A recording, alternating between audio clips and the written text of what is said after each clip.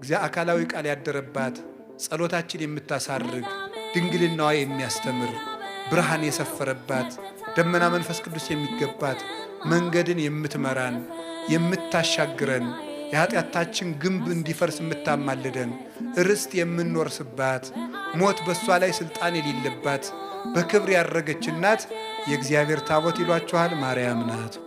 አንዱ ባለቅኔ እመቤታችንን እንዲህ ብሎ ከተቀኝቶባት ነበር። እመቤታችንስ እንዴት ያለች የምትደንቅ ናት!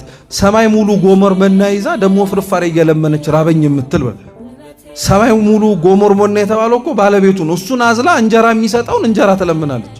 ከእመቤታችን ከቅድስት ድንግል ማርያም በቀር የትህትና ውሃ ልክ ማነች? እስኪ ጥሩልኝ። ማን አለች?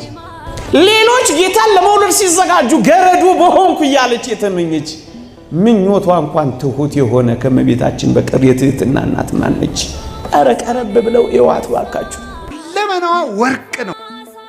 ስጋዋ ወርቅ፣ ነፍሷ ወርቅ፣ ህሊናዋ ወርቅ፣ ልቧ ወርቅ፣ ህዋሳቷ ወርቅ፣ ስሟ ወርቅ፣ ሁለንተናዋ ገንዘብ የሆነ ጸጋን የተመላች እጅ እግሯ ገንዘብ የሆነ ናት እመቤታችን።